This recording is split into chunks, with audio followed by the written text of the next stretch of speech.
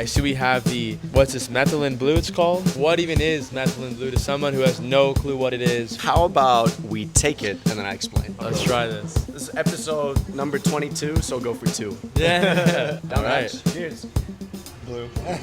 Meet Bart, stranger 22 out of 100 I'm having coffee with. Born in Poland and raised in Ireland, Bart is now living full-time in Bali at the age of 23. Today, I visit him all the way in his new home in Bali, Indonesia, and meet up for some coffee. And don't be fooled, yes, he is drinking coffee. What he's sipping on is called a Cocoa Americano, aka coffee in a coconut.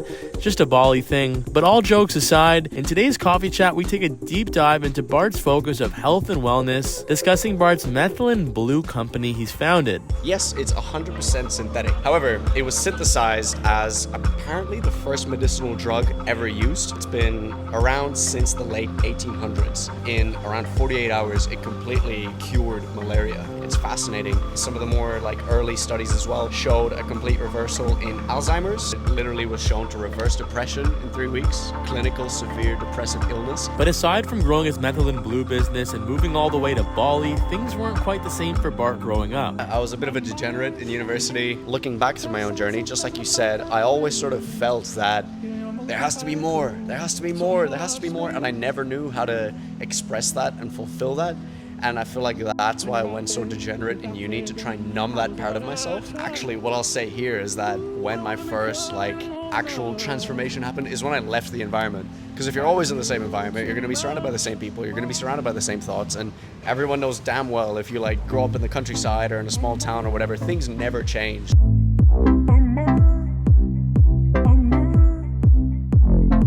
All right, we are live in Uluwatu, Bali. Who are we here with today?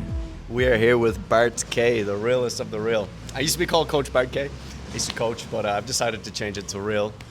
I tried to get Bart on Instagram, B-A-R-T, but I've been sending the guy DMs for 6 months and he hasn't replied, so we'll do with real. Yeah, Bart maybe K. eventually get that username.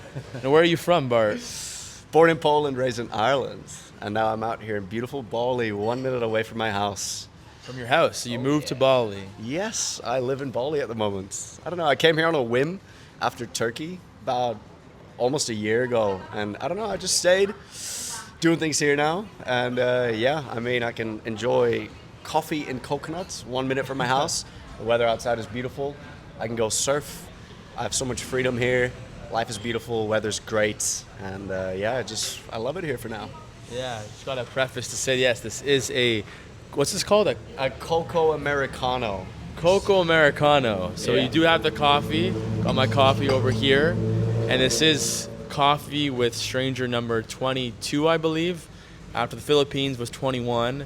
Now we're out here in Uluwatu with the special guest here. Very much into the health space, into biohacking, into all that good stuff. So we're going to get into all that. I see we have what's this, Methylene Blue it's called? Methylene Blue. So yeah, this is a new company that I just launched. I've spent around 9 months on the back end building this with my business partner in the Netherlands. It was quite the journey, but yes, we are live now with 2 products. So this is pharmaceutical grade Methylene Blue, sourced in Europe, in Germany, also third-party lab tested in Germany, also produced in Germany. I say Germany because, that's one of the countries with the highest standards as far as medicinal and supplemental products go. But yeah, this is something I'm truly passionate about. And Methylene Blue is something I've personally been using for, I want to say, close to 3 years now. And obviously I'm so passionate about it that I wanted to bring my own to the market, some of the highest quality out there, and definitely the highest quality that I've found in Europe. So, I don't know if you want me to talk about this for the next 2.5 hours, but if you want me to, I can. Well, I just want to know, firstly, what even is Methylene Blue to someone who has no clue what it is, first time hearing it? Why don't you explain in simple terms what it is? So how about we take it and then I explain? Okay. I've actually never had Methylene Blue before. Well, you're in for a wild ride. Okay, so this is the dropper. They're both the same strength, just a different method of administration or taking it. This is a dropper in the sense that you'll do this, take a little bit and drop about 3 drops on the very back of your tongue. It will stain your tongue blue. It is a very powerful synthetic dye, and that was actually its initial use. And then this is the Vitablue Nano. This is the same exact product, however, in obviously an atomizer, perfume-like spray bottle. So choose your poison. That sounds funny, eh?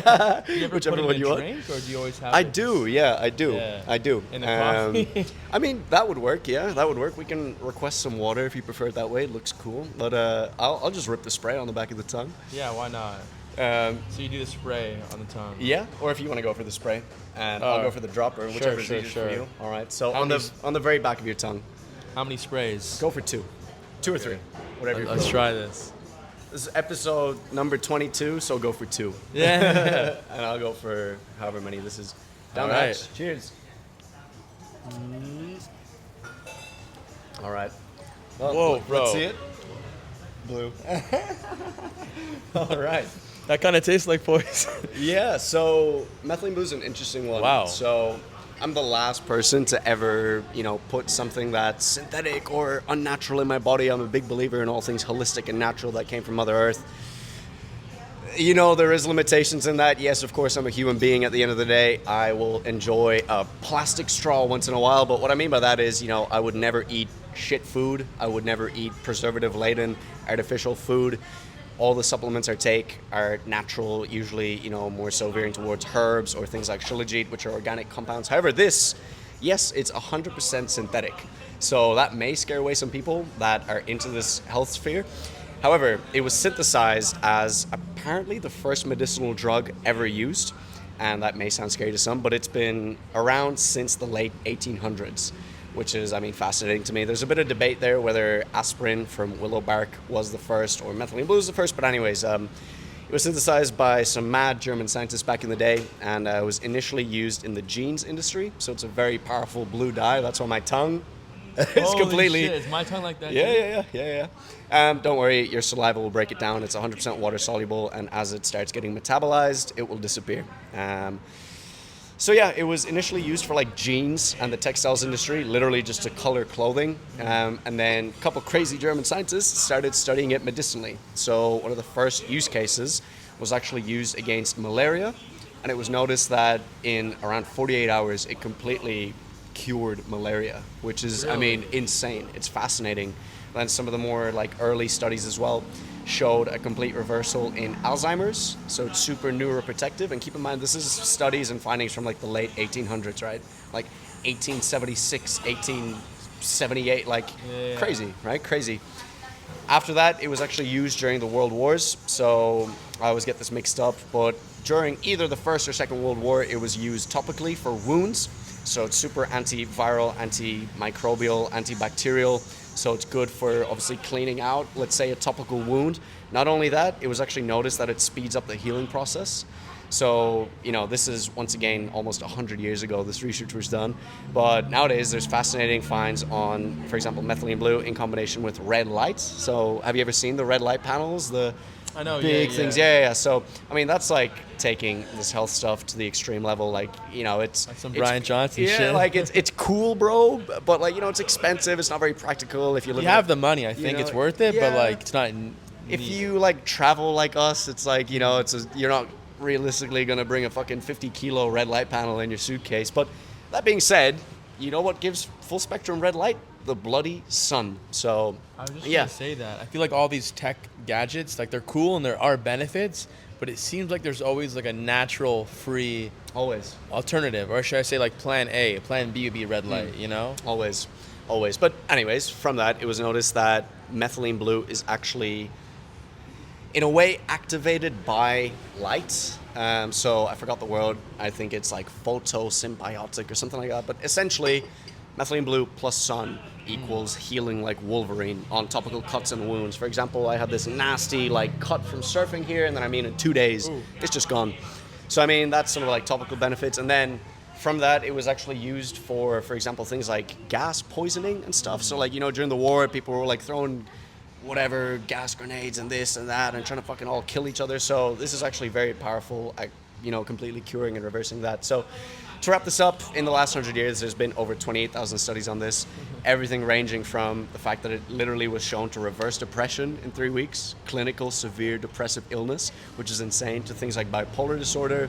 I don't know if you feel it right now, but the boost in energy is pretty intense. So I feel good, you know, I feel great. Especially with the coffee combo. Yeah, I find it's not proven, but I find it really synergistic in a way with coffee. So it's like, it feels like caffeine, but you don't get any of the jitters.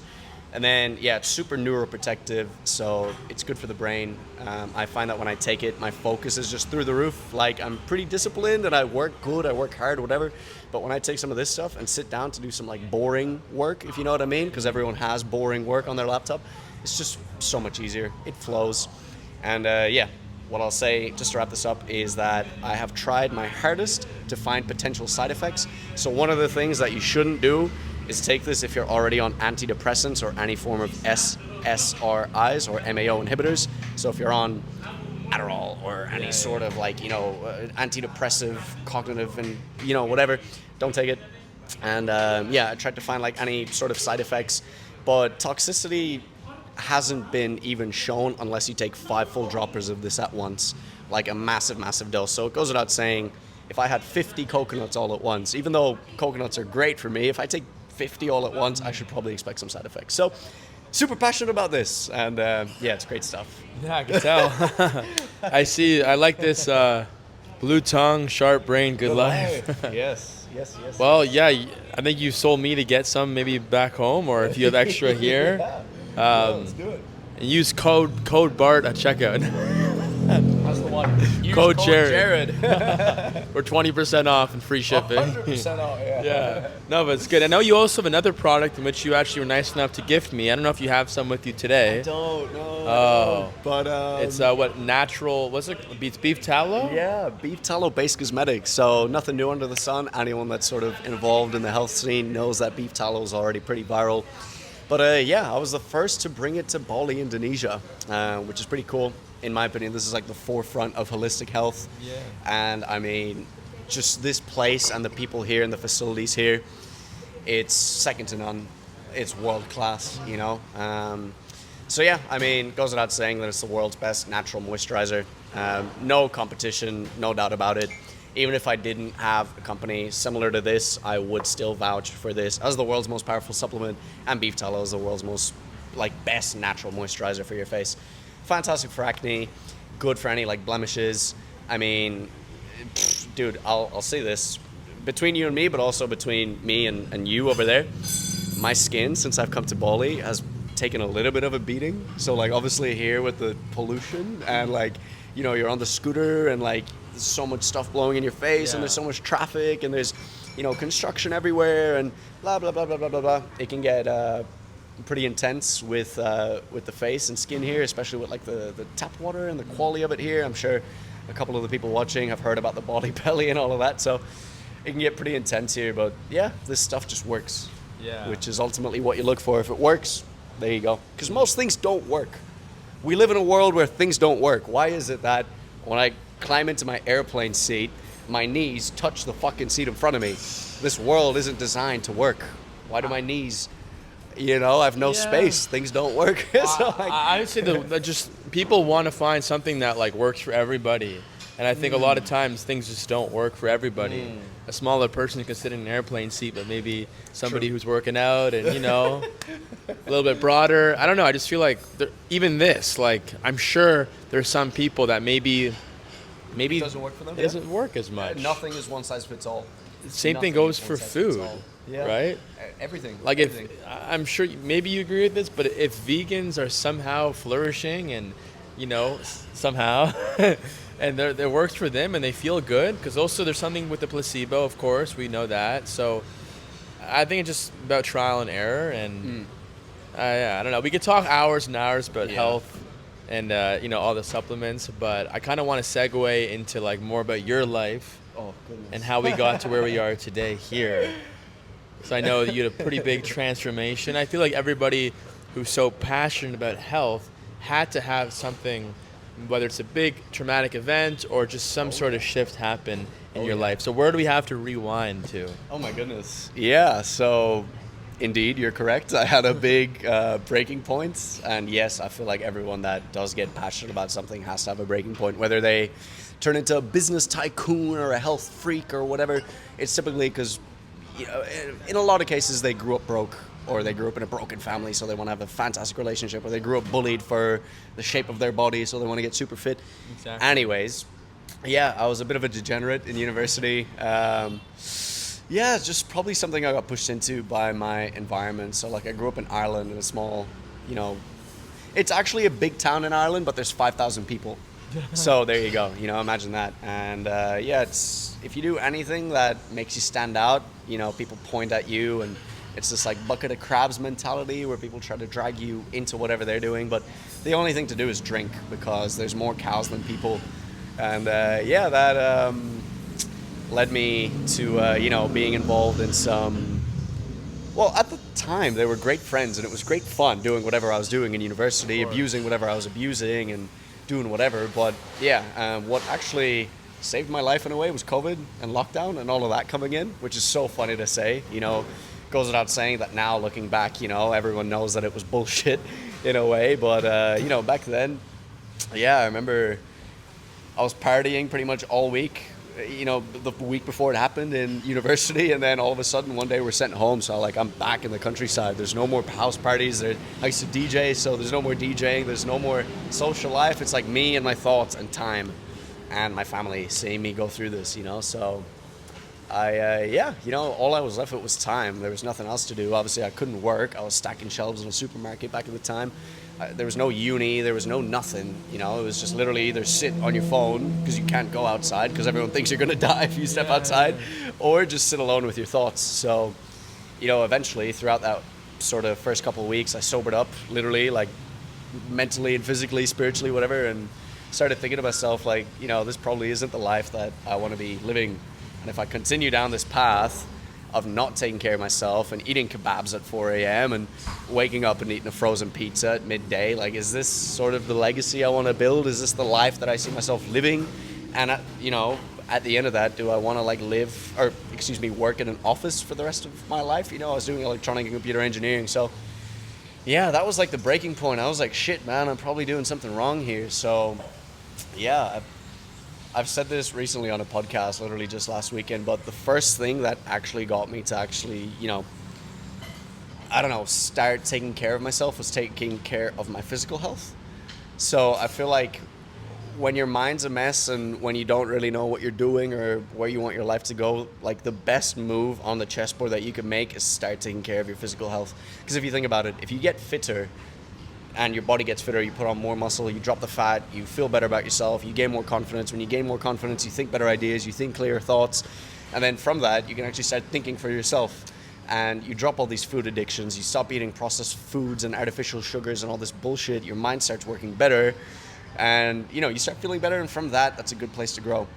But if you're always polluting your internal environment with shit foods, poor sleep, blue light, porn and this and that and whatever else you have out there, it's you're gonna feel like trash and you're gonna be lost. So yeah, gyms are closed back in the day, so I literally just started jogging every day. I used to just run, and I was running and running and running and running, and yeah, from that I eventually started thinking better thoughts, which So start off with your physical health. It always has to start with physical health. There's a Chris Williamson podcast, and I think he talked about physical health or mental health, what is more important.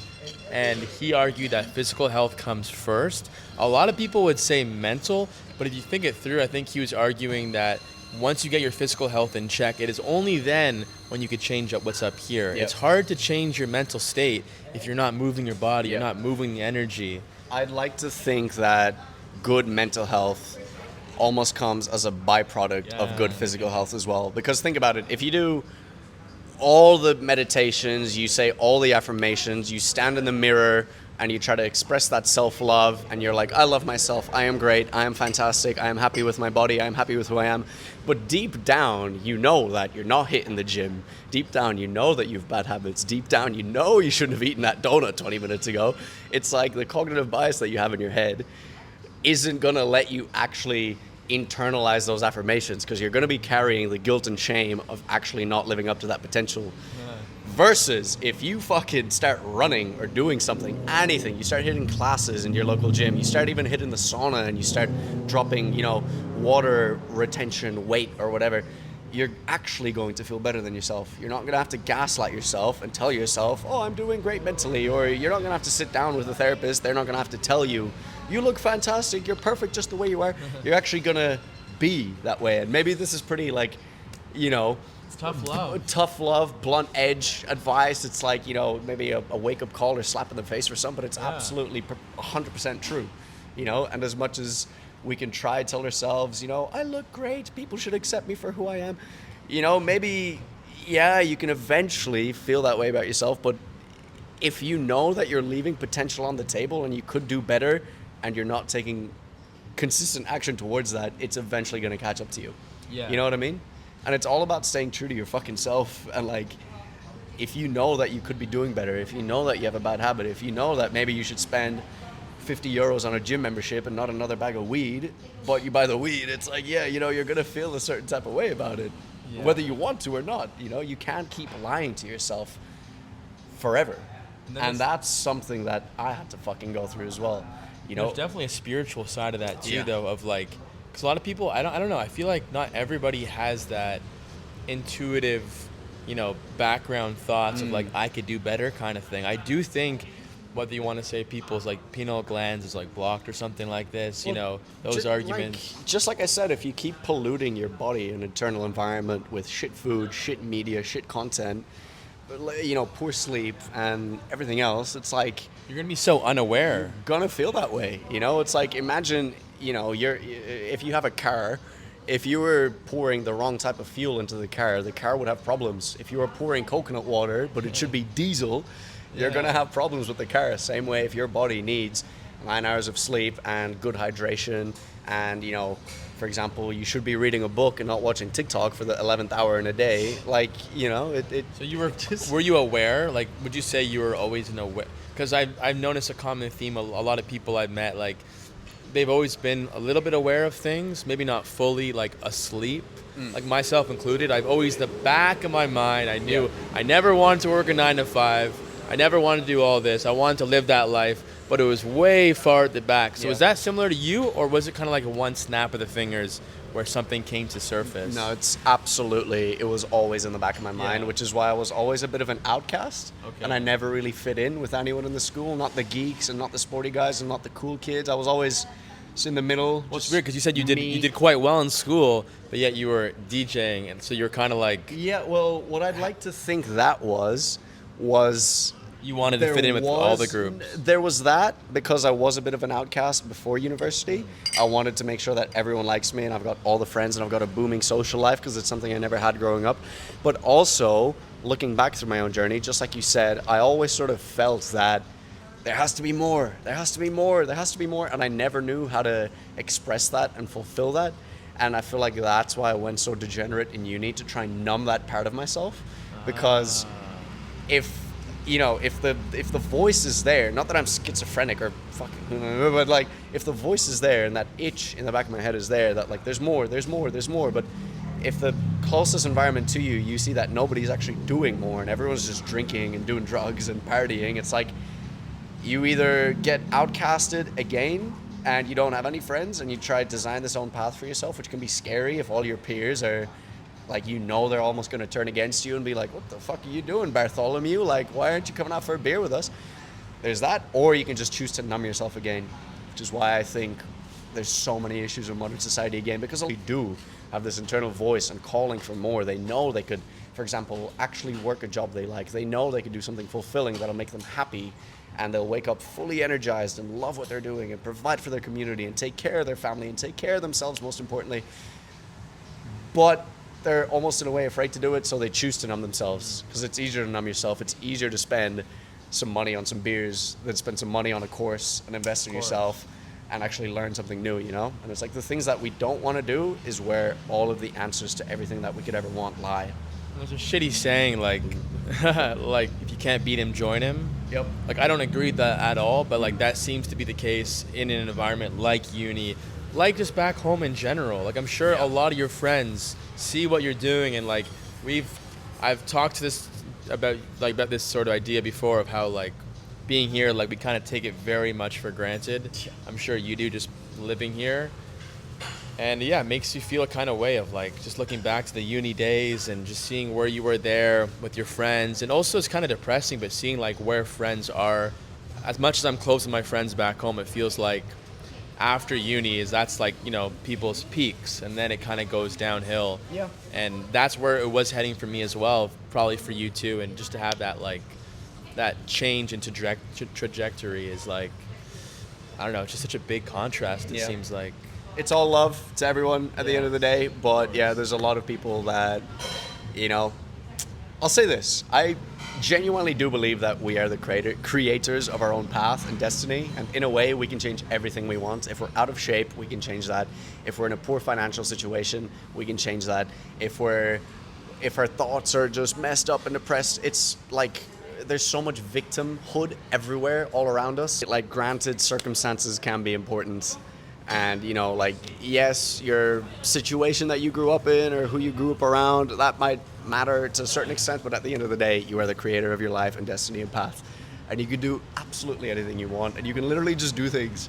If you want to start a business, you can. Like, I get so many young guys hitting me up like, oh, dude, I want to do this, and how do I live free? And, sometimes I'll post a story riding around on my motorbike shirtless in fucking Bali, Indonesia with my girlfriend on the back, and people are like, oh my God, you live the dream life. Like, dude, like, I chose this, and you can choose it as well. It's about what you choose in your life and what you accept. It's like, there you go. It's like, I grew up in the most lower middle class family ever. First generation immigrants to a new country. It's like, come on, you can do anything, and you hear it all the time. Stories about people that grew up in terrible situations making it, and it's just what you accept into your life and what you don't accept. That's exactly what you will have. So if you accept that, okay, my life is scrolling my phone for 6 hours a day, and I accept going to uni, and I accept being forced into a job, and I accept being out of shape, and I accept this, and you accept all of that, that's all you're going to have, But if you don't accept it, and if you say, no, I'm going to be my own boss, I don't know how in this very moment, but I'm going to figure it out. I'm going to open a business. I have an idea where I want to open up a restaurant. I'm going to do it by any means necessary, and I want to be in shape, and I want to have a beautiful, loyal girlfriend, and I want to do this and do that.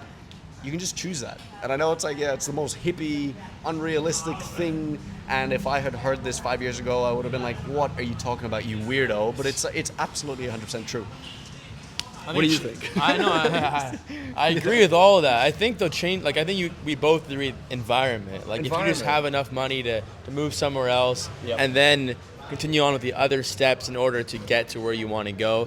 Because, of course, people have their lives back home, and it's an echo chamber of the same negativity and all of that. So it's easy to say that here, as we both know, in Bali.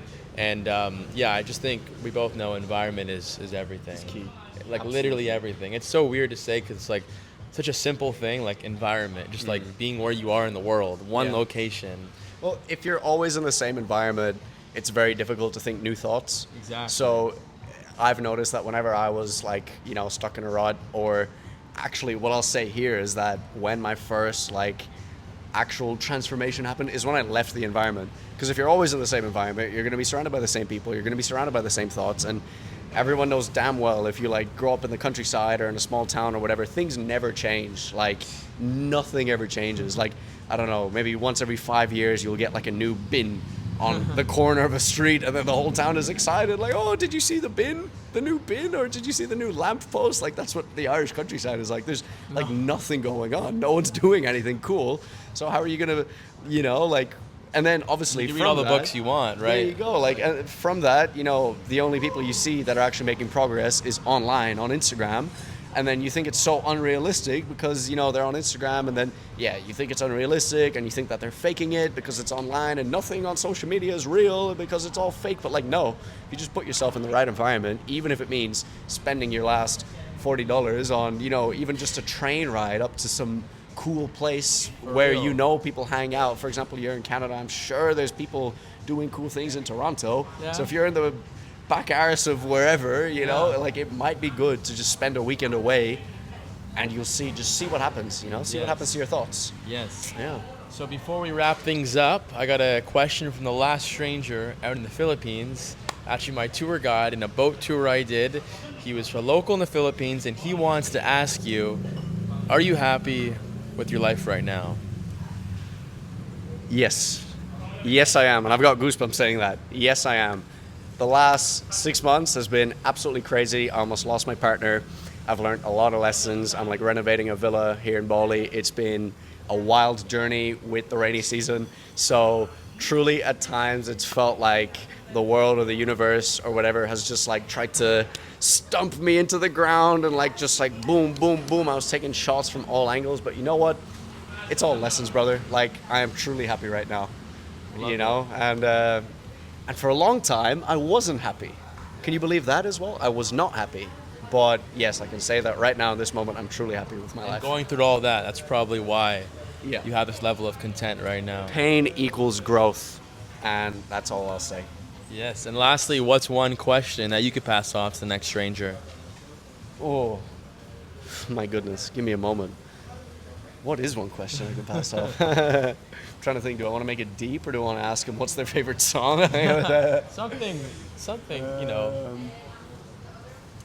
What's one relatively thing broad, in I'd say. What's one thing that you hope to achieve? Okay, my question to the next stranger is, what's one thing that you hope to achieve in the future, and what's one thing you can do today to make sure that it ends up happening and manifesting for you? Ooh, that's a good a good one. one, eh? Yeah. Yeah. Well, we'll find out about the next question, the next stranger, in the next episode, in episode number 23.